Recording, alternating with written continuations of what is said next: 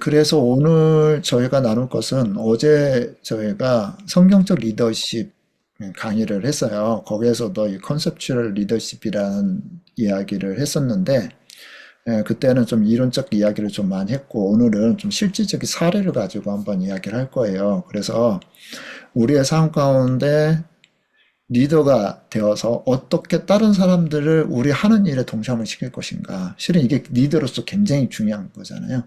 우리가 가지고 있는 꿈은 나 혼자 이룰 수 있는 게 아니에요. 대부분. 대부분 어떤 거냐면요. 다른 사람과 함께 해야 이룰 수 있는 꿈들이 굉장히 많아요.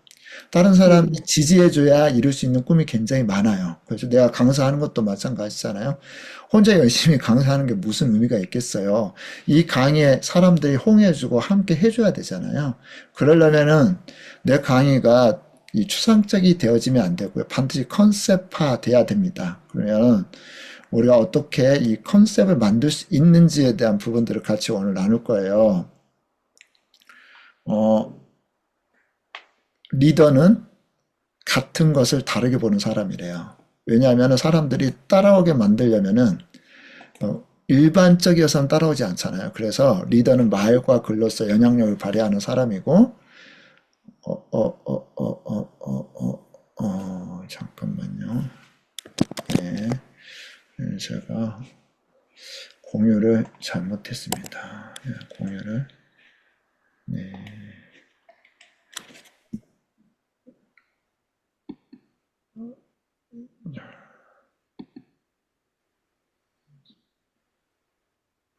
잠깐만요. 예.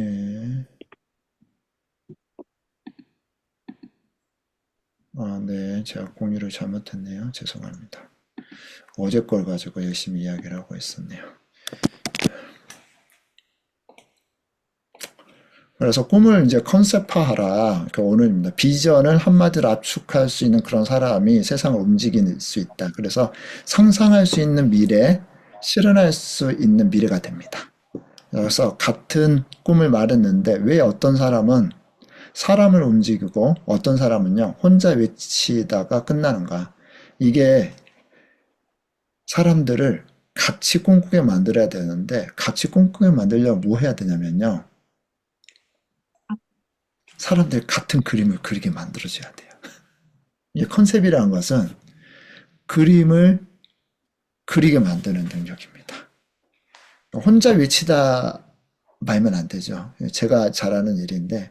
그래서 이 꿈이라는 것은요, 한마디로 압축될 때 비로소 힘을 갖는데요. 그러니까 한마디로 압축한다는 것이 바로 뭐냐면은 그것을 컨셉화라고 부릅니다. 이것이 컨셉추얼 리더십의 핵심적인 능력이고 사람들에게 뭘 하게 해요? 보게 만드는 거예요. 그림 그리게 만드는 겁니다. 그래서 이 꿈이 그림을 그리게 만들려면 장황해서는 안 되죠. 장황해서는 안 돼요. 사람들은 장황한 말을 기억하지 못해요. 강력한 한마디가 필요합니다. 그러면 강력한 한마디가 필요한데 이것을 가능하게 만들어진 게 컨셉화예요. 꿈을 컨셉화하고 보이도록 만들어주고 손에 만지도록 해주는 겁니다. 그러면 우리가 단어적인 의미를 한번 보면은 컨셉이란 것은 뭐냐면은요. 이 머릿속에 그림을 그리게 만든대요. 그리고 추상적인 생각을 한 장면처럼 떠오르게 만들고요. 컨셉추얼하단 말은 그림이 먼저이고 행동은 그 다음, 머릿속 그림을 그리고 그 다음에 움직이게 해요. 그래서 이 컨셉화는 한마디로 이것을 압축해서 사람들이 언제나 말을 할 수 있는 그런 수준으로 변환을 시키는 것을 말합니다. 그러면은 이 컨셉과 비전, 보통 우리가 비전 이야기 하잖아요. 비전은 목표가 아닙니다. 많은 사람이 비전 이야기하고 꿈 이야기할 때 뭐라고 생각을 하냐면요. 목표로 생각한대요. 목표란 뭐냐면요. 측정 가능한 거예요. 근데 비전은 뭐죠? 머릿속에 그림을 그리게 하는 거예요. 그러니까 목표는 보통은 뭐가 많이 들어가냐면요. 목표는 숫자가 많이 들어가요. 근데 비전은요. 이 숫자가 아니에요. 비전은 숫자가 아니라 머릿속의 그림이라고 합니다. 그 비전 컨셉은요, 그 그림을 뭐로요? 압축해서 한 단어 한 마디로 축약해서 말할 수 있는 거예요. 그래서 이 꿈의 컨셉이라고 그러는데요. 이 그림을 한마디로 압축할 수 있는 단어. 제3의 공간. 누가 했던 말일까요? 삶의 공간? 예. 앨런 더플러? 그죠? 네. 누가, 누가 했던 말일까요? 커피숍을 이야기한 거예요. 그죠? 예. 스타벅스, 스타벅, 스타벅. 스타벅스를 음, 제3의 공간으로 정의를 했어요. 커피 음, 마시는 장소가 아니었어요. 음. 그러니까 이 스타벅스라는 독특한 이미지를 제3의 공간이라는 이 단어를 가지고 와서 사용합니다.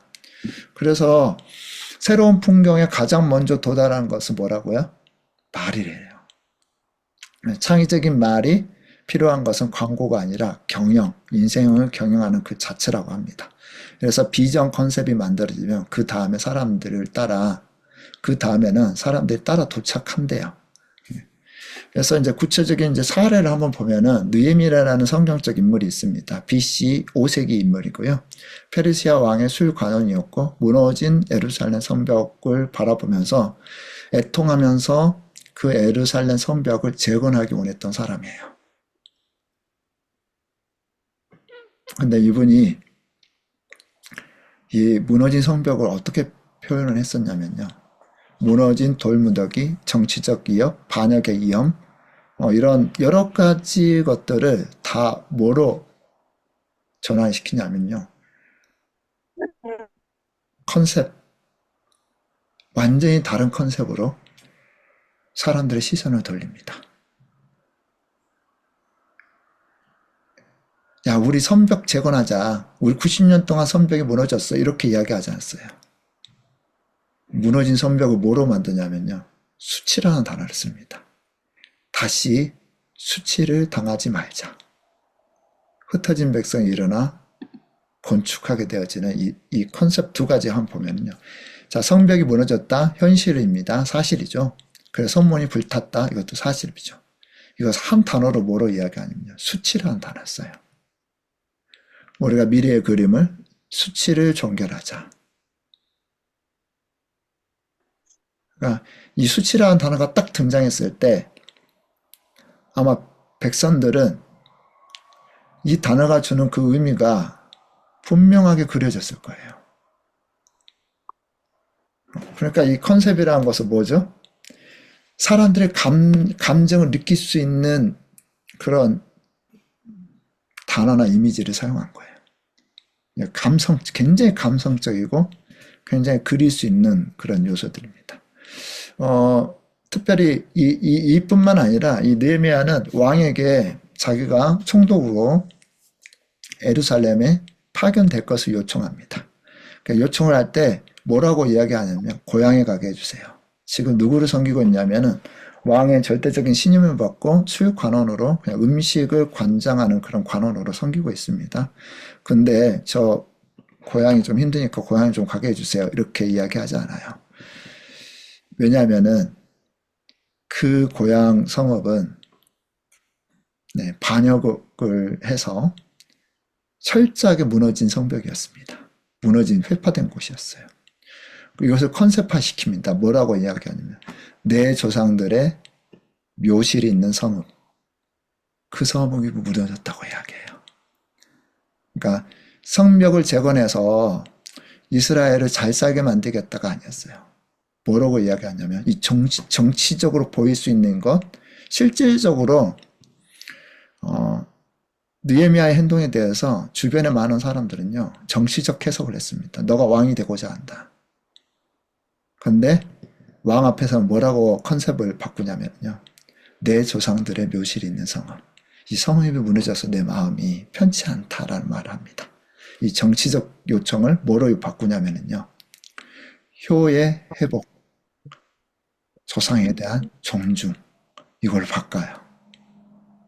그러니까 굉장히 왕에게 어떤 이미지가 만들어진 거죠. 이 사람 참 왕에게 충성할 뿐만 아니라 자기 조상에게도 굉장히 신실한 사람이구나라고 예, 설득을 하게 되는 거죠. 이게 뭐냐면 컨셉이에요. 그러니까 느헤미야는 상황을 잘 판단하고 그 상황 가운데서 어떻게 사람들이 움직일지를 알았던 거죠. 그리고 그것을 그림으로 그립니다. 네, 실질적 예를 한번 들어볼게요. 무하마드 유누스라는 사람이 있습니다. 이 사람은 그 경제학자예요. 영국에서 유학까지 했고 박사까지 됐었습니다. 그리고 잘 살 수 있는 그런 환경도 됐었어요. 근데 방글라데시에 돌아가지고 1974년 대기근을 경험하며 그 상황들을 경제적 측면에서 굉장히 충격을 받습니다. 실질적으로 많은 사람들이 이 기근이 왔을 때 사람들이 돈이 없기 때문에 돈을 빌리기 위해서 땅을 저장받거나 그 가난이 더 가난으로 만들어져요. 그러니까 이 상황에서 실질적으로 리서치를 해보니까 42명이 빌린 돈이 고작 27달러밖에 되지 않았대요. 진짜 극한 가난에 살고 있는 사람, 하루에 1달, 한 가족이 1달러도 못 소비하고 사는 그런 이 극한 가난에 있는 사람들이요. 진짜 생존 위해서 필요한 돈이 필요한데 이 돈을 구할 수가 없는 거예요. 그때 이 상황을 변화시키기 원했습니다. 그래서 유누스가 압축해서 한 말이 있었어요. 가난한 사람일수록 돈을 빌릴 수 있어야 한다. 그러니까 은행은 가난한 사람들에게 돈 빌려주려고 하지 않아요. 왜 그렇죠? 못 갚으니까. 그냥 못 갚으니까 이자도 못 갚고 그러면 은행에 손해이기 때문에 은행도 안전한 사람들에게 돈을 빌려줍니다. 그래서 이자를 받고 운영을 하는 그런 체계이죠. 담보가 없는 사람에게는 못 빌려줘요. 그래서 뭐가 갚을 거리를 만들어 놓고 빌려줍니다. 이미 가진 사람들은 더 많은 돈을 얻는 그런 시스템이 됐습니다. 근데 이분은 가난한 사람들 이 환경 자체를 비틀어 버립니다. 컨셉을 비틀어요. 가난한 사람일수록 돈을 빌릴 수 있어야 된다. 그리고 그 결과 800만 명의 고객에게 매년 10억 달러 대출하고 그 중에서 97%가 여성이고 굉장히 많은 사람들이 그 빚을 갚습니다. 그러면서 이분이 했던 이 컨셉화를 어떤 식으로 하냐면요. 2030년까지 빈곤 박물관을 만들겠다라고 이야기합니다. 이 말이 무슨 말인지 알겠어요? 빈곤을 찾아볼 수가 없어가지고 이 빈곤을 박물관에서나 찾아볼 수 있는 그래서 빈곤 박물관을 만들겠다. 2030년까지 그런 목표를 설정하고요. 진짜 가난한 사람들의 이 씨앗이 될 수 있는 그런 자금들을 빌려주고 그 사람들의 가난을 탈피할 수 있도록 돕겠다. 뭘로? 금융으로. 예, 단순히 가난을 줄이자, 가난한 사람을 돕자가 아니었어요. 빈곤 박물관, 미래 그림을 사람들이 떠오르게 만듭니다. 박물관이라는 이 컨셉은 일상이 없어진 거, 가서 꼭 봐야만이 볼 수 있는 것들이잖아요. 이 단어를 압축시켜버려요. 빈곤 박물관. 2030년까지 빈곤 박물관을 만들겠다. 빈곤 박물관이 하나의 그림이고 컨셉이 됩니다. 아까 잠깐 이야기했던 것처럼 이 하워드 슐츠는 1983년에 밀라노 출장을 갑니다. 그리고 에스프레소 바에서 충격을 받아요. 그 전에 이분은 커피를 판매했던 사람이니까 자기가 생각했던 커피의 컨셉이 달라집니다. 컨셉이 달라져요. 커피는 마시는 것이고 커피숍에서는 자기 커피를 팔아야 되고 근데 밀라노에 갔더니 그곳은 커피숍이 커피를 마시는 장소가 아니더라고요. 예, 커피 마시죠. 만나고 사람들이 머물고 교제하고 나눔을 하는 장소가 되더라고요. 그러면서 커피숍에 대한 컨셉을 바꿉니다. 커피는 맛 없게 싸게 마시는 것에서 뭐로 바꾸냐면요. 집과 직장 사이에 세 번째 머무름의 자리. 그가 판 것은 커피가 아니라 뭘 팔았어요? 다리를 봐. 예, 공간을 팔았어요.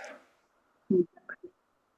자, 이렇게 컨셉이 바뀌면서 이 브랜드와 그 다음에 디자인과 이 모든 것들이 컨셉에 따라서 변화가 됩니다.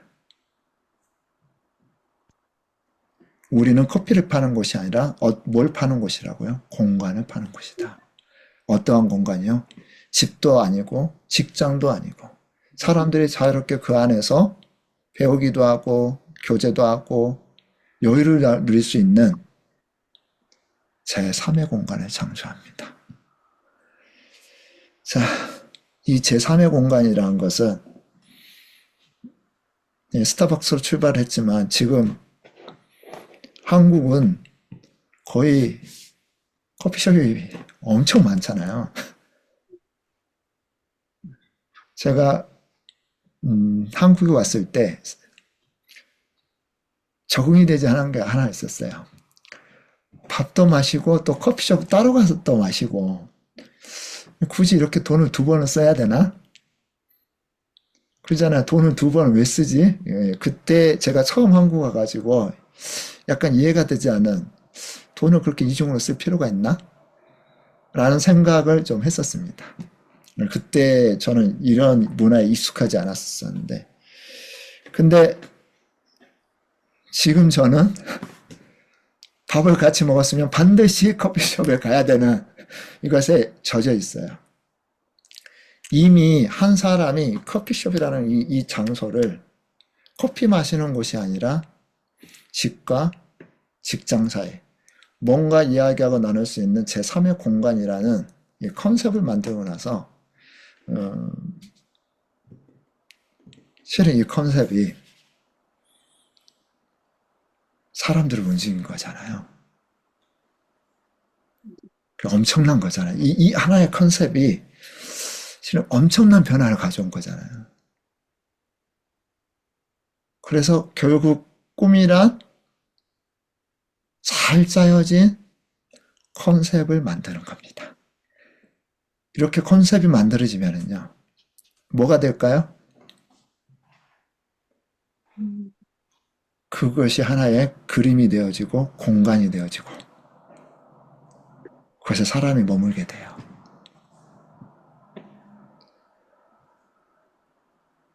그러니까 꿈이라는 것은 뭐라고요? 다 뭐뭐 이루겠다 이게 아니에요. 뭘 만든다고요? 컨셉을 만들. 컨셉을 만들고 그림을 그리게 만드는 거예요. 자, 월트 디즈니, 월트 디즈니. 디즈니가 있잖아요. 네, 얼굴 디즈니. 그 사람은 뭘 컨셉화했을까요? 여러분이 한번 추측해 보세요. 디즈니는 뭘 컨셉화했을까요? 특별히 여러 가지 것들을 좀 컨셉을 시켰는데 뭘 컨셉화했을까요? 뭘? 예. 여러 추측 한번 뭘 컨셉화했을 것 같으세요? 우리? 어린이의 꿈. 예, 조선 어린이의 꿈. 예. 어린이의 꿈을 어떻게 컨셉화 시켰을까요? 디즈니랜드 한번 보죠. 이제 다른 게 워낙 많기 때문에. 자, 디즈니랜드는 그때 당시 놀이공간이 다른 데는 없었을까요? 근데 디즈니랜드 이후에 놀이공원이 컨셉이 완전히 바뀌어요. 그때 그 전에도 있었어요, 놀이공간은. 근데 그 전에 놀이공간의 개념과 디즈니가 새롭게 컨셉화 시키면서 놀이공간의 개념이 바뀌어요. 어떻게 했을까요? 미키마우스를 만들었어요. 미키마우스를 만들었고, 예, 그리고 월트 디즈니는요, 자기 친구들을 이렇게 딱 진짜 황량한 빈 공간에 데려놓습니다. 애너하임의 흙먼지 날리는 빈 농장에 친구들 데려가서 했던 말이 있었어요. 여기가 디즈니랜드를 짓겠다. 여기에다가. 친구들은 의심했어요. 은행은 대출을 거절했습니다. 영화 업계 동료들은 비웃었어요. 보이는 것은 흙먼지 나는 그런 빈 들판이었기 때문에요. 근데 디즈니는 그 장소를 새로운 컨셉으로 바꿉니다. 뭐로 바꾸냐면요. 세상에서 가장 행복한 곳이라는 단순히 놀이동산이 아니라 세상에서 가장 행복한 곳이라는 것으로 바꿔요. 그리고 세상에서 가장 행복한 것을 바꾸기 위해서 이분이 했던 것들이 있어요. 뭐냐면은 고객이라는 그 단어를, 예? 애들이 와서 노는 이 고객이라는 단어를 뭘로 바꾸냐면은 관객으로 바꿔요. 사람들이 와서 즐기는 고객이 아니라 뭐로 바꾸냐면 관객으로 바꿔요. 자, 직원을 뭐로 바꿀까요? 예, 직원을 연출자로 바꿔요. 이 전체 하나가 뭐냐면 극장과 같은 곳이 돼버린 거예요. 자, 꿈을 그리고 그 꿈을 가장 그 행복을 누릴 수 있는 영화관에 진짜 실제화시킬 수 있는 그런 장소로 바꿔버린 거예요. 그래서 놀이공원이 아니라 호텔 같은 곳 개념으로 바꿔버립니다. 예.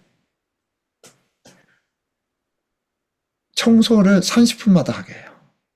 그리고 거기에 있는 이 개념, 이 컨셉이 바뀌면서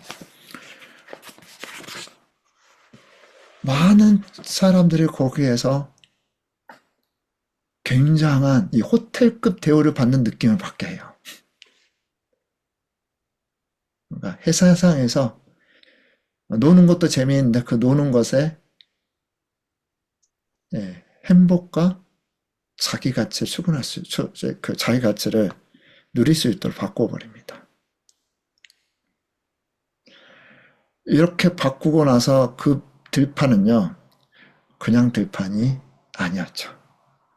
그 사람들을 움직이게 만듭니다. 원피스라는 그 제가 너무 좋아하는 이 동화인데요. 원피스라는 그 만화 영화가 있어요. 최근은 아니죠. 얼마 전에 실사판 원피스가 나왔습니다. 그래서 벌써 버전 2 해가지고 두 번째 시즌까지 나왔어요. 저는 그거를 다 봤습니다. 워낙 제가 좋아하기 때문에. 다른 것 때문에 좋아했던 게 아니라 책 한 권 때문에 좋아했어요. 이 책이 뭐였었냐면은 원피스식이라는 책으로 어떻게 팀을 만들고 어떻게 팀워크를 이룰 것인가에 대한 것을 이 원피스 가지고 연구를 한 거예요. 사례를 가지고. 근데 이 팀워크라는 관점으로 봤을 때 너무너무 배울 게 많아요. 근데 이 몽키 디 루피, 이 주인공이거든요. 나는 해적왕이 될 거야. 강력한 컨셉을 만듭니다. 해적왕이라는. 근데 이 해적왕이 약간의 스토리를 좀 이야기를 하자면은 이 해적왕이 되고자 했던 사람들이 이 몽키 디 루피뿐만 아니었어요. 이 해적 운동을 일어나게 했었던 한 사람이 있었는데 로즈라는 사람입니다. 이 로즈라는 사람이 결국에는 잡혀서 해적왕이 아니라 해적이었는데 잡혀서 죽으면서 뭐라고 이야기하냐면요.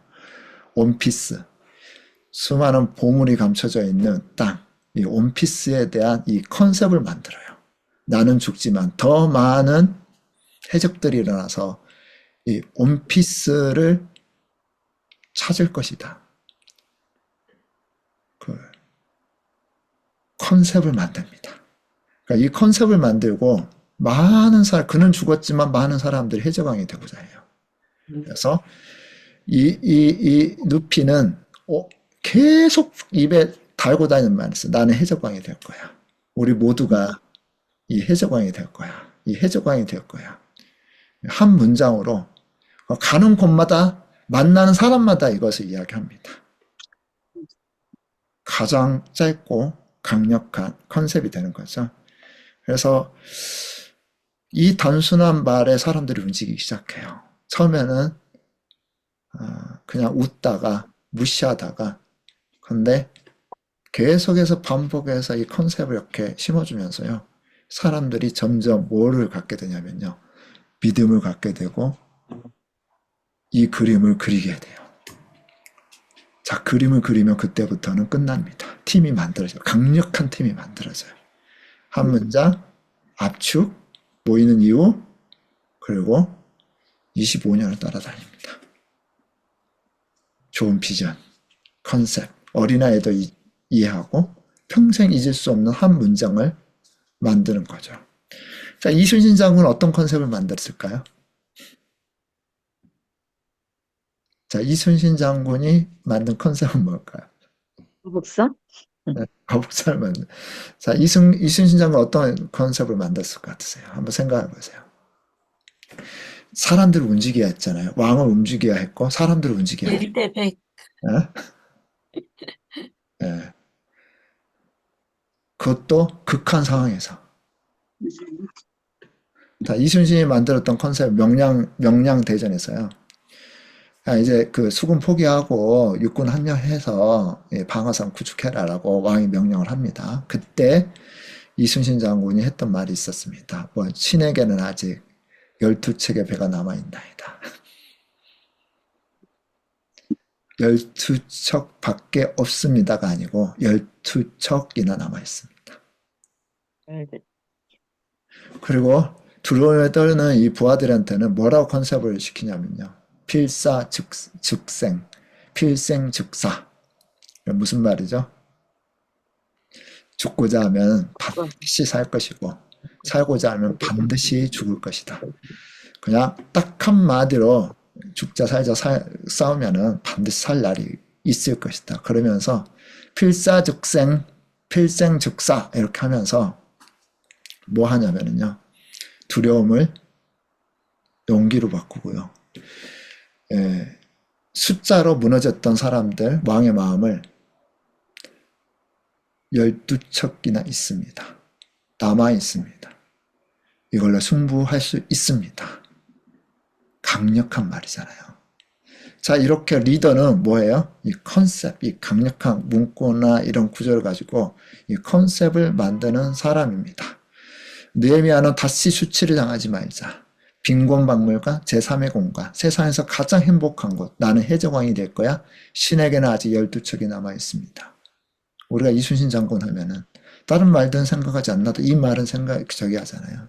다 알잖아요. 다 안다는 말은 지극히 작은 가능성 하나로 또 우리가 붙잡고 최선을 다하면은 기적은 일어날 수 있는 거잖아요. 신에게는 아직 12척이 남아 있습니다. 그 시대도 분야도 다르지만 모두가 같은 일을 했어요. 강력한 한마디. 그래서 비전을 컨셉화하지 않으면요, 사람은 따라오지 않습니다. 내 강의가 컨셉화하지 않으면 어떻게 해요? 사람이 따라오지 않아요. 여러분, 우리 강의가 품성 독서입니다. 여러분, 품성 독서를 컨셉화할 수 있으세요? 제가 처음에 강의를 하면서 가장 힘들었던 거 뭐냐면요, 품성 독서는 뭐다 계속 설명해 주는 거였어요. 그럼에도 불구하고 사람들이 품성 독서를 개념화하고 이 그림을 그리는 것이 너무나 힘들어 했어요. 품성 독서라는 이 단어가 대략적으로 뭐라고 하는 것 같은데 구체적으로 뭐야라고 그림을 그리기가 힘들었어요. 그렇게 브랜딩하기가 너무나 쉽지 않은 단어들. 둘 다 약간 모호하고 추상적 단어들이었어요. 품성, 독성. 그래서 이 비전을 컨셉화하는 게 너무나 필요한데, 그래서 제가 요즘 제 개인적으로 만든 건 뭐냐면요. 이번에 필리핀 갔을 때 필리핀에서 교사 강습을 했었습니다. 거기에 사립 학교, 그다음에 거기에 학교장, 교사들을 왔었습니다. 그때 제가 컨셉으로 만들었던 문구가 있어요. 위대한 교사가 위대한 학생을 만들고 위대한 학생이 위대한 나라를 만든다.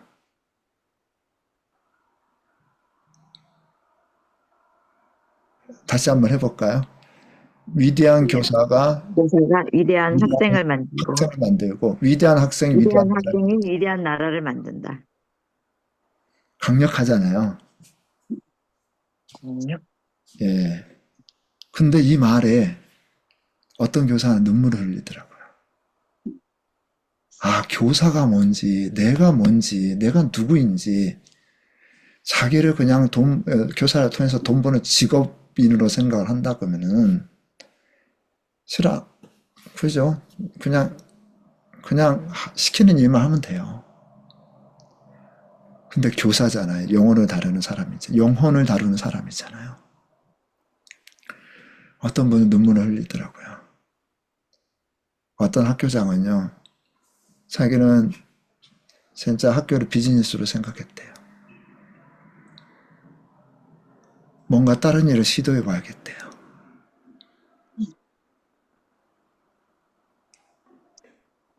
뭔가 다른 일을 시도해 봐야겠대요. 제대로 학교를 해봐야 되겠대요. 자, 이게 다 어디서 나오는 거예요? 컨셉에서 나오는 거예요. 딱 그림이 그려지잖아요. 교사는 뭐 해야 된다는지. 이거는 제가 만든 말은 아니었고요. 몽골에 갔더니 그 전에 교사 세미나를 했었는데 몽골 사례를 이야기하더라고요. 뭐가 좋았어요 했더니 비슷한 말이었어요. 그 말이 교사들의 가슴에 불을 지폈다고 이야기해요. 그래서 그것을 좀 제거화했습니다. 조금 변형을 시켰어요. 그래서 이 비전이 컨셉화되지 않으면 사람들은 따라오지 않아요. 최근에 저희가 전자도서 시스템을 이제 하반기까지 구축을 할 생각입니다. 위대한 그레이트 북, 위대한 책 1000권을 저희가 거기 안에 세팅을 할 거예요. 뭐 크리스찬 책도 있고 난 크리스찬 책도 있는데 제가 그것을 막 사람들한테 막 설명을 하려고 했더니 그리고 또 우리의 교육 과정을 막 설명을 하려고 했더니 이게 사람들이 그림이 그려지지 않나 봐요. 뭐 많은 책 모아서 뭔가 독서 시켜놓는가 보다 컨셉이 안 만들어지는 거예요. 그래서 요즘은 저는 뭐라고 하는지 아세요? 기독교의 탈무드 만들 거다. 유대인이 탈무드라는 어떤 그 이 책 시스템을 통해서 교육을 이 가정 교육, 자녀 교육을 했던 것처럼 기독교가 세대와 세대를 이어지는 그런 아주 훌륭한 걸출한 사람을 만들지 못하는 것은 이런 교육 시스템의 부재다. 특별히 책.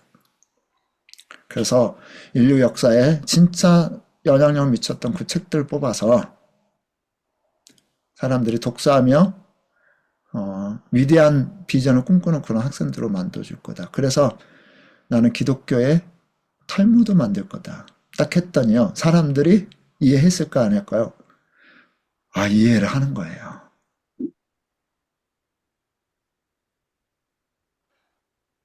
기독교의 탈무드. 그리고 저희가 리더십 훈련, 교육 막 이렇게 이야기한다고 하고 막 저희가 품성도 훈련시키고요. 문해력도 훈련시키고요. 그리고 또 저희가 자기주도 학습할 수 있도록 하고요. 막 이렇게 설명을 했던 사람들이 이해를 해요, 못해요? 이해를 못해요. 그런갑다 해요. 이게 뭐가 안 잡히는 거예요? 그림이 안 그려지는 거야. 도대체 뭐 한다는 거야. 이것도 하고 저것도 하고 저것도 하고 이것도 하고. 그래서 제가 그걸 바꿨어요. 뭐로 바꿨는지 아세요?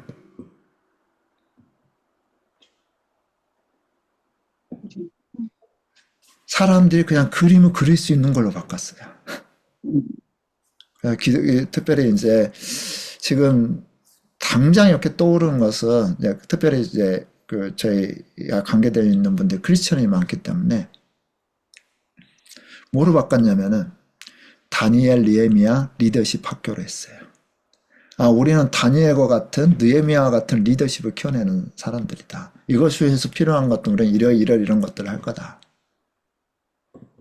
그러니까 다니엘, 느헤미야, 최소한 다니엘과 느헤미야 컨셉들 사람들이 그거에 대한 컨셉을 가지고 있기 때문에 이 사람들 최소한 뭐 정확히는 몰라도 어떤 리더십을 꿈꾸고 그런 것들을 만드는구나를 이해하게 되는 거죠.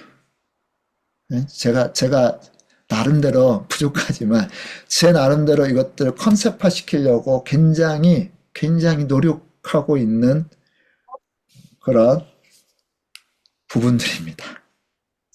그래서 다른 사람의 사례 그다음에 저의 사례를 이야기했어요. 왜냐 계속 제가 품성독서 몇 년 동안 외치고 있었는데 저 너무 좋거든요. 이게 왜냐하면 진짜 이 책 독서를 통해서 인성을 배우고 자기 내면과 외면을 키워나간다는 거, 자기 꿈을 이뤄나간다는 건 너무 중요한데 개념이 안 서면은 사람들은 움직이지 않습니다. 자, 그러면은 좋은 컨셉 만들려면 어떻게 해야 될까요? 자, 좋은 컨셉을 만들려면 생각나는 키워드 한번 이야기해 보시죠. 좋은 컨셉, 그림 그릴 수 있는 컨셉을 만들면 어떻게 해야 될까요? 기억할 수 있을 만큼 짧아야 돼요.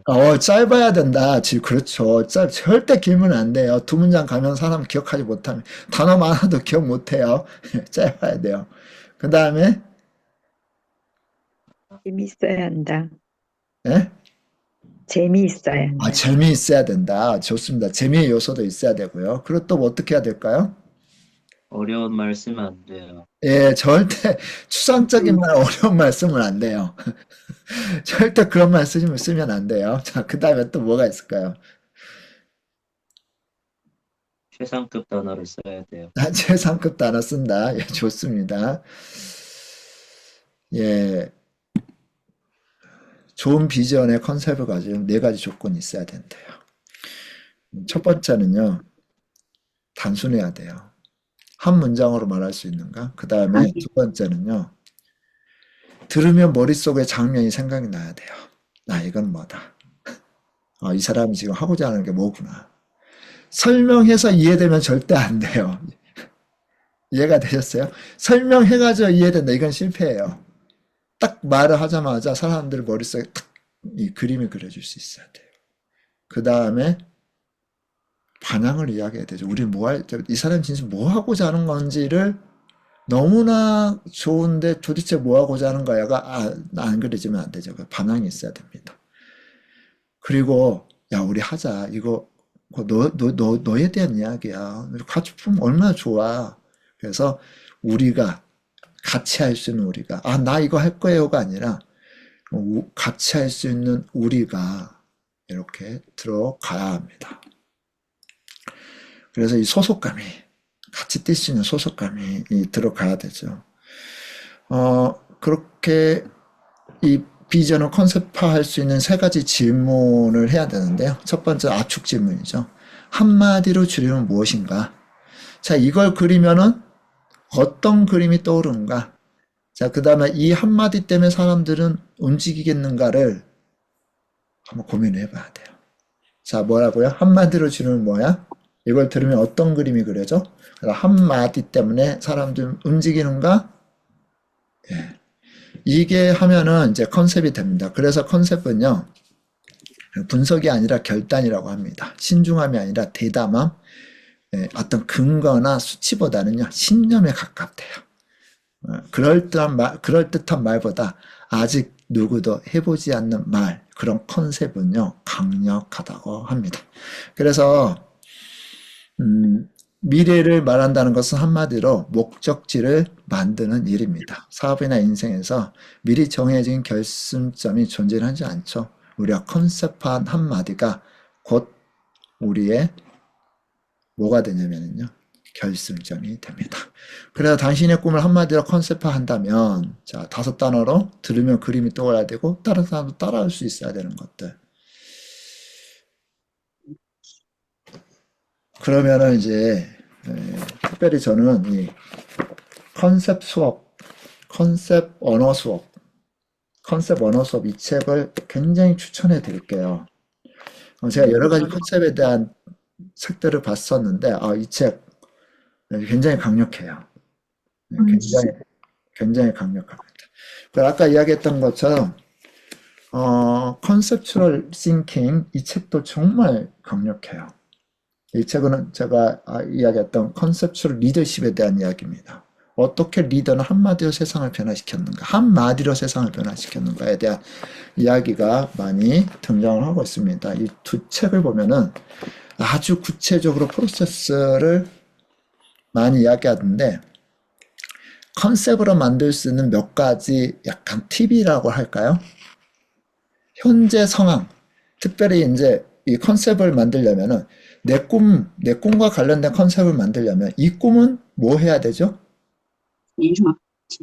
네. 사람들의 문제를 해결해 줄 수 있는 꿈, 사람들을 더 행복하게 할 수 있는 꿈이어야 돼요. 그래야지 우리가 되는 거잖아요. 그래서 내 꿈은 이 사회의 문제가 꿈이 돼야 되고 사명이 돼야 돼요. 그러려면은 이 현재 상황에 의심을 하래요. 정말 그럴까? 많은 사람이 일반적으로 믿고 있는 그런 사실들 있죠. 가난하게 태어났으면 가난하게 살 확률이 많아. 정말 그럴까? 꼭 그래야 돼? 이런 식으로 이 질문이 굉장히 도움이 많이 된대요. 병원에 가면은 대기 시간이 길 수밖에 없다. 어떻게 하라고요? 정말 그럴까? 라고 한번 해보시는 거예요. 나는 정말 빠른 대기 없는 병원 만들겠다. 가 이제 이게 하나 중요한 사람들이 이해하기 쉬운 이 문제의 극단에 반대되는 개념을 말해주는 것이요. 컨셉을 만드는데 굉장히 중요하대요. 그러니까 내 여러분 강의가 되고 싶다. 나는 뭐 실버 강사가 될 거야. 실버들을 위한 강사가 될 거야. 그러면 현실이 뭐죠? 이 실버들의 현실이 뭔가? 그걸 뭐 해요? 이 실버들의 문제를 뒤집어 엎어야 되는 거죠. 뒤집어 엎는다? 말이 좀 격한데 정말 그럴까? 실버들은 땡땡한다. 그럼 정말 그럴까? 이게 컨셉화하는데 굉장히 도움이 된대요. 우리 정재현 선배님도 있잖아요. 강사가 되고 싶은데 누구의 강사가 되고 싶은가? 그들의 문제는 뭘까? 정말 그럴까? 이렇게 질문. 그러면 의심이 정말 그럴까? 수업은 교실에서만 해야 하는 걸까? 수업은 교실에서만 해야 되는 걸까? 혼잡한 출퇴근길을 견딜 수밖에 없을까? 운전은 더 쉽고 편해져야 하는 걸까? 옷은 여성을 옥죄는 물건일까? 19세기 당시에는요, 그 서양의 여인들은 이렇게 펌퍼짐한 그 치마 있잖아요. 그것을 입고 다녔습니다. 근데 누가 질문을 해요. 뒤집어요. 정말 그럴까? 아까 제가 했던 질문은 누가 했던 질문인지 아세요? 옷은 여성을 옥죄는 샤넬. 맞아요, 샤넬이. 이 질문을 하면서 옷은 여성에게 자유를 준다로 개념을 바꿉니다.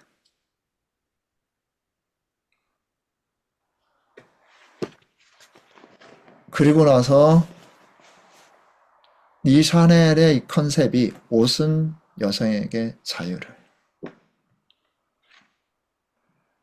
이 개념을 바꾸고 나서 패션이라는, 특별히 여성 패션이라는 새로운 영역이 탄생했대요. 정말 그럴까? 여러분이 섬기고자 하는 그 사람들의 문제를 정말 그럴까로 바꿔보세요. 그러면 그게 컨셉으로 자리 잡기가 굉장히 좋습니다. 컴퓨터는 모두 거대하기만 할까? 해야 되나? 컴퓨터가 반드시 거대해야만 되나? 그 질문을 했던 사람 누구예요? 빌 게이츠.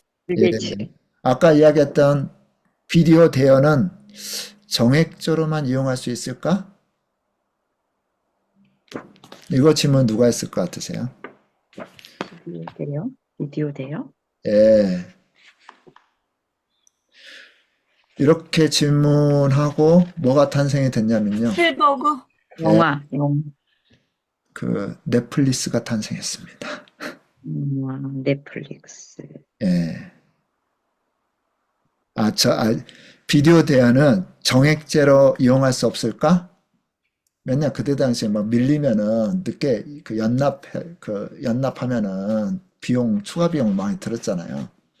그래서 자기 비디오 연납하면서 이거 정액제로는 할 수 없을까? 꼭 그럴까? 하면서 탄생한 게 넷플릭스예요. 그때 당시에는 생각도 못했던 개념이었죠.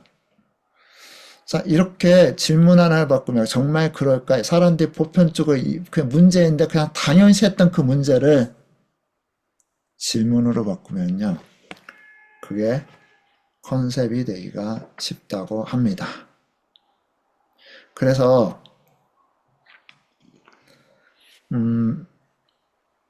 두 번째, 이제 그래서 여기에서 또 한 가지 조금만 더 발전을 시켜 나가면은요. 라벨을 떼어내는 거예요. 예를 들어서 자동차 하면은 어떤 라벨을 붙죠? 자동차 하면 어떤 라벨? 자동차는 뭐뭐이다 땡땡이다 하면 라벨이 붙는 거야. 자동차에 일반 고정적인 사고가 있잖아요. 어떤 라벨이 있어요? 편하다. 자동차. 예, 자동차는 운송 수단 이렇게 생각을 하잖아요. 보통으로. 그러면은 여기에 이 라벨을 떼는 거예요. 그 다른 라벨들을 붙이는 거예요. 자동차, 뭐 노래방, 움직이는 거실, 유모차, 거대한 쇼핑백. 그냥 막 붙여보는 거예요, 단어들을. 그러면은 이 자동차에 새로운 컨셉이 만들어질 수 있습니다. 아까 커피숍도 커피 마시는 곳이 아니라 제3의 장소라고 라벨을 새로 라벨링한 거잖아요. 커피 장소에 대한 라벨. 내가 해결하고자 하는 사람들의 문제를 새로 라벨링 해가지고요. 그리고 그 라벨링한 것들을 좋은 단어가 연관시킬 수가 있어요. 전혀 어울리지 않는데 좋은 단어로. 그래서 뭐가 만들어지냐면은 이걸로 미래를 만드는 거죠. 그 미래를 어떻게 만드냐면은 자기가 자기를 통해서 변화시켜 이것을 통해서 변화시키는 그 모습들을 쭉 글자를 적어요. 몇 문장으로. 몇 문장으로 적고 나서 그걸 가지고 줄이고 또 줄이기 시작하는 겁니다. 중요한 단어 뽑아내고 중요한 단어 다시 줄이고 그러면서 진짜 강력한 한마디 될 때까지 다듬는 거예요. 그래서 만약 뭐뭐 하면 뭐뭐 할 텐데 아까 문제가 있었잖아요. 꼭 그럴까? 그 다음에 붙여야 될 게 만약 이거 한다면 이게 할 텐데 이런 식으로 해서 한마디가 조금 더 추가하고 그 질문 가운데서 내 말이 이제 좀 더 구체화된 미래가 되어진다면 만약 뭐뭐 한다면 뭐뭐 할 텐데 라는 식으로 해서 미래를 내 상상했던 미래를 만약이라는 단어로 붙여서 조건을 들어가잖아요. 그러면은 내가 그림을 그리기가 훨씬 더 쉬워진다고 합니다. 자, 이제 실습 한번 해보도록 하겠습니다. 내 강의를 통해서, 내가 꿈꾸는 것을 통해서 과연 그럴까? 현실에 있는 많은 사람들이 그냥 문제를 너무나 일상화시켜 그래서 당연시했던 그런 문제를 정말 그럴까? 라고 해가지고 마냥 못 만든 못 말 텐데 거기에다가 그 문제 자체를 정의를 하고 그 문제가 해결되지 미래를 상상하고 거기에다가 내 강의는 어떠한 강의에다 라벨링을 하는 거예요. 가르치는 그 뭐 단순한 일상적 도구가 아니라 아니면 강의가 되는 다른 것이 되었든 그래서 그것들을 문장을 한번 만들어 보는 겁니다. 자, 이 시간에 한번 문장을 한번 만들어 볼게요. 그냥 만들어 보세요. 그리고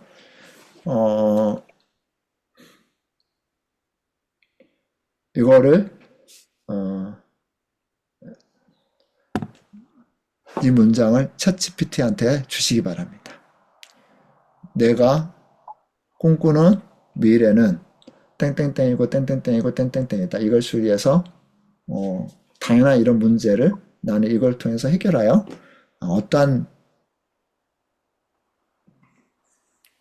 미래를 상상한다. 이렇게 해가지고 이 챗GPT한테 한번 줘보세요. 그래서 이것을 컨셉화 시켜서 강력한 한 문장으로 만들어줘. 라고 한번 해보시기 바랍니다. 자, 이 시간, 남은 시간, 남은 시간 한번 빨리 한번 적어보세요. 그래서 나중에 업데이트 하더라도요, 한번 적어보시기 바랍니다.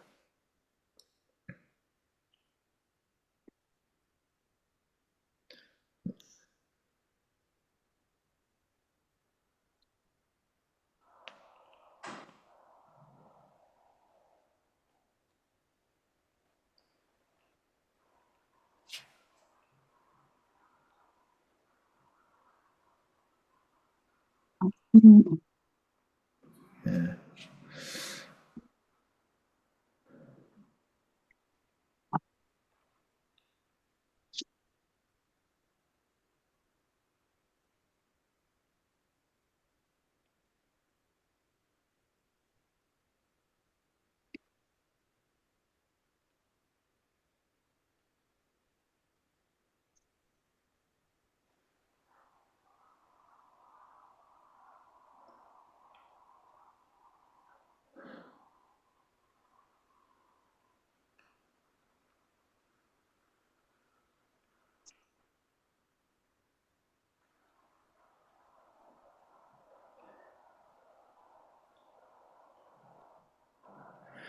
자, 이런 내용을 강력한 한 문장,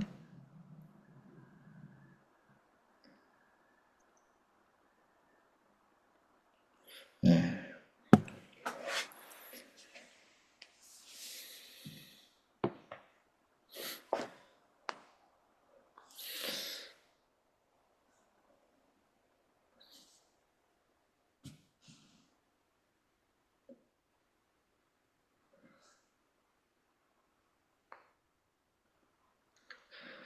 자, 제가 그냥 대충 막 적었어요. 제가 먼저 공유해 드릴게요. 자, 채팅창에 공유했으면 한번 공유해 주시기 바랍니다. 나는 사람들이 자기 원하는 것을 이루어내는 미래, 누구나 책을 통해서 미래를 꿈꾸는, 책은 도끼다, 미래를 만드는 조각할, 생각나는 대로 막 적었어요. 상상하고 도전하는 청소년, 이런 것을 강력한 컨셉으로 한 문장 딱 이렇게 했더니 뭐라고 이야기를 하냐면은 의미는 풍부하지만 한 번 꽂히는 그런 힘이 좀 분산된 느낌입니다. 평가를 해주면서 직관적이고 강력한 몇 마디 이렇게 적어줬어요. 내가 마음에 드는 게 좀 있는데 읽는 순간 미래가 시작된다. 상상하고 현실로 만든다. 책은 도끼다. 책은 칼이다. 미래를 조각하라. 책으로 미래를 깎아라. 예, 뭐 이런 식의 말들을 줬는데, 자, 책으로 꿈꾸고 읽으면 만든다. 자, 아무튼 이런 말들 했는데, 너무 짧은 시간에 저기 했기 때문에, 자, 여러분과 한번 이렇게 이야기해 주실래요?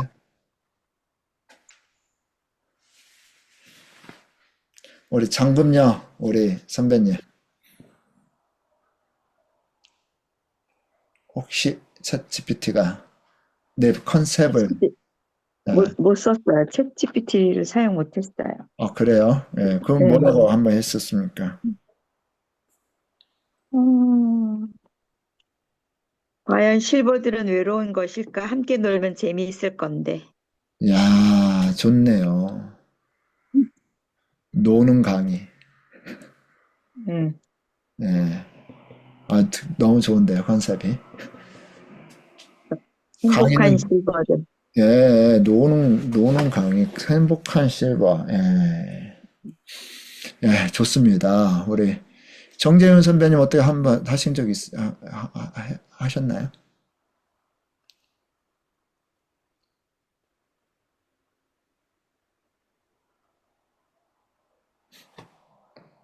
마이크 켜주시고, 예.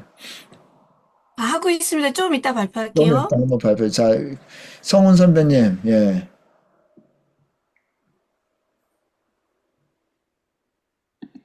저는 어, 그 선교단체에서 지금 사역자로 살아가고 있는데 예.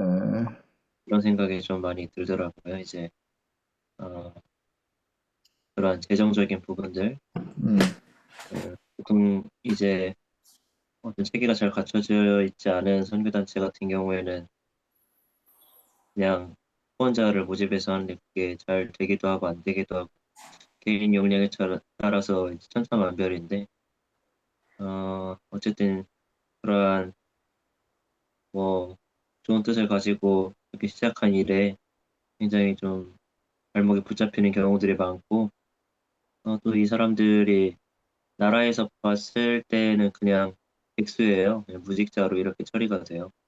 그래서 이제 어떤 사각지대도 많고 이러한 것들 봤을 때 이 사람들 뭐 이렇게 그러한 일들을 하기 위해서 사는데 이렇게 재정적으로 이렇게 또 빡빡하고 항상 힘들게 살아야 하나?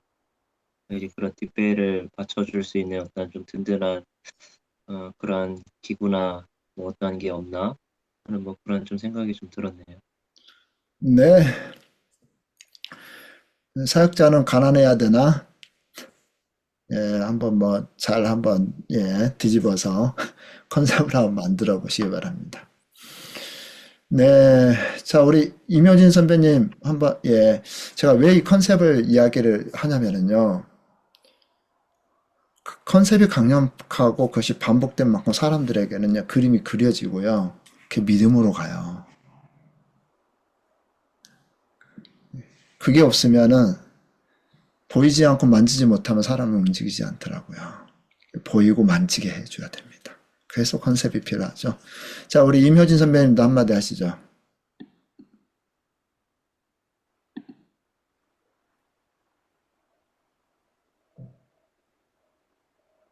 제가 중간에 들어와가지고 중간에 네, 들어.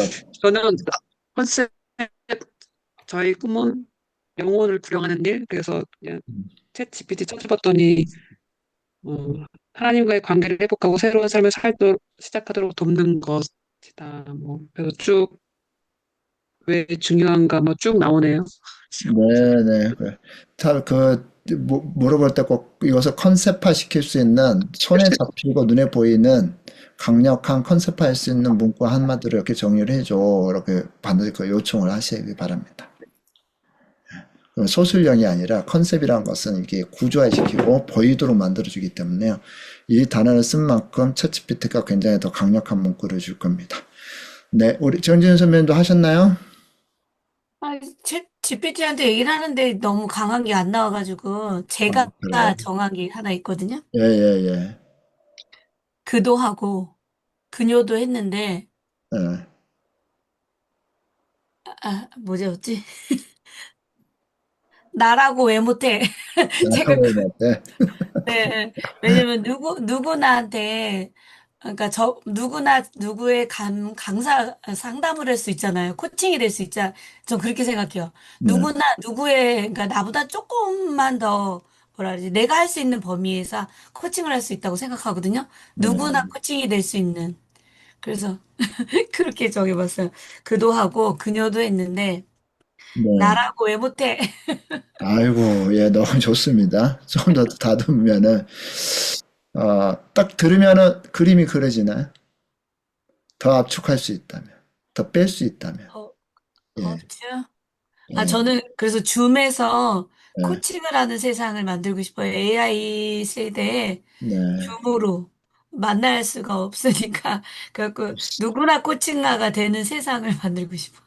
네, 그래서 너무 좋습니다. 그 비전을 가지고요. 누구나 코칭할 수 있는 세대에 길게 적어서 세 개 남기고, 세 문장 남기고, 그래서 다시 한 문장으로 남기고, 그 한 사람에게 가장 가까운 사람을 한번 말해보는 거예요. 그 단어, 그 개념을. 그게 강력한지. 제 결론을 한마디 한다면은요. 상상할 수 있는 미래는요. 실현할 수 있는 미래입니다. 그리고 그 상상은요. 한마디로 압축될 때 진짜가 됩니다. 로켓에 대한 개념은요, 이미 19세기 소설에서 이 로켓 해가지고 그 모양 그 자체까지 다 그렸어요. 그리고 달 날아가고 우주 가는 것들을 소설로 그렇게 나왔습니다. 그림까지 그렇게 그리고 컨셉이 되니까 그 모양대로 로켓이 만들어진 거예요. 그 모양대로 이렇게 이 사람들은 이미 심어진 이 컨셉된 그것대로 이 반면품도 만들어 못 다른 모양 온통 모양도 만들 수 있겠죠. 근데 그렇게 만든 거예요. 컨셉인 거예요. 내가 다른 사람을 심어주는 것은 말이 아니라 뭐예요? 그림이에요. 상상할 수 있는 미래, 실현할 수 있는 미래이다. 그래서 비전은 보이고 만지도록 사람들에게 그것을 한 번에는 나오지 않을 거예요. 그래서 끊임없이 그 단어 가는 단어들 생각하고 저도 꽤 오래 시간 걸렸던 것 같아요. 그래서 여러분이 기억해야 될 것들은 내 말로 상상하게 할 수 없으면요. 사람들은 행동하지 않습니다. 그런갑다 하고 끝나요. 세상을 바꾸는 한마디, 가슴을 뛰게 하는 한마디를 만들어 가지고요. 내 입에서 원피스처럼 계속해서 선언하시기 바랍니다. 그것 듣고 그것을 그릴 수 있는 사람은 따라올 거예요. 네, 오늘 여기까지 하도록 하겠습니다. 다들 너무 수고하셨고요. 다음 주에 저희가 다음 주는 KQCI를 하는 시간인데, 어느 날 미래가 도착했어요라는 책이에요. 뭐 빌릴 수 있으면은 한번 빌려서 보시고요. 어느 날 미래가 도착했어요. AI 시대의 인간 조건이라는 이제 부제가 들어가 있는데, AI와의 공존 이제는 피할 수 없다. SF 게임에서 우리 곁에 이미 도착한 미래에서 AI 시대를 살아갈 실마리를 찾는다. AI에 대한 제가 여러 책을 읽었는데 이 책 굉장히 생각을 좀 많이 하게 하더라고요. 예, 그래서 제가 이 중에서 제가 다음 주에는 서문 제가 미리 한번 뽑아가지고 같이 또 저희가 이 서문 중에 굉장히 의미 깊은 말들이 많이 있었어요. 그래서 AI 시대에 사람은 어떻게 살아야 되나, 실은 AI에 대한 허상이나 AI에 대한 한계, 아주 쓴 단어들이요 굉장히 강력합니다. 제가 뭐 기능적인 측면에서 책을 추천할 수도 있는데 이거는 저의 좀 약간 인문학적 관점에서 AI를 바라볼 수 있는 사람의 관점을 바라볼 수 있는 책이니까요. 제가 다음 주에는 저희가 왔을 때 제가 챕터 하나 이렇게 해가지고 같이 KQCI를 해보도록 하겠습니다. 오늘 너무 수고하셨습니다. 제가 다음 주에 또 뵙도록 하겠습니다. 네. 감사합니다. 감사합니다.